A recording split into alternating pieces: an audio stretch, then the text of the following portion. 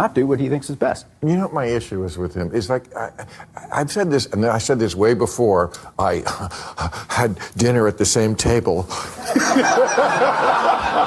Like, he does not always have bad ideas. Right. Sometimes he has ideas. You agree, right? Of course. I mean, like, close the border, or like get order on the border, and like get the gangs out of the country, and make Europe pay for their own defense, and you know, or how about two things go back to equality instead of always equity, and universities are out of control. A lot of these things. But what I can always depend on that administration do is to reliably up the execution.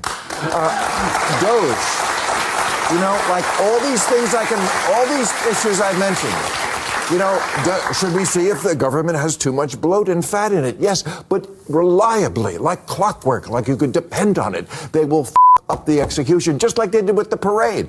Like, do I think it was a good idea to have a parade? No, but if you're going to do it, if you're going to have a vaguely fascist parade, do it right. Yeah, in his first term, he did two things that were great, honestly. Two things that were great the first term. Warp speed. He created the best vaccine in the world faster than anybody else for COVID, the COVID vaccine.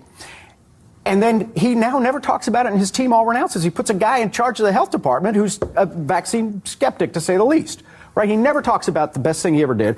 The other thing he did was the USMCA, updated NAFTA, U.S.-Mexico trade deal. What did he do the first time he comes back? He blows that up, too. So even the stuff that he does that is good, you're right, he just destroys it. I don't understand why. It would take the entire staff of the Harvard School of Psychology to explain to me. Let's talk, but I do want to say something about that parade. I want to say something about the parade to offer another opinion from our side of this whole thing, and that is it was the 250th birthday of our United States Army. Right. As I said, thank you very much. And somebody that served this nation as an Apache pilot, again, my brother and sister going to West Point, 6 years of military service, mostly in the Army. My great-great-grandfather fought in the Civil War. And you know what I saw? I saw the president salute the Corps of Cadets as they walked past him. I watched him salute the 75th Ranger Regiment as they walked past him. I sat there and watched the fireworks behind the Washington Monument. And you know what I thought?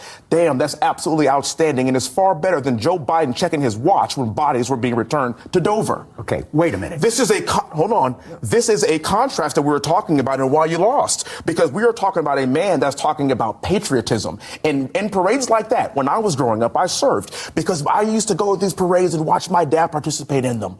I saw the Black Hawks landing. I visited my sister at West Point. I said, by God, I want to serve this country too. And so the dichotomy of what we're seeing with President Trump and his patriotism, saluting the flag, actually making an effort. And whether you like it or agree with the execution, the effort is there. That's all we want to see. Execution does matter. First of all, thank you for your service. Bill, I mean that. I say that.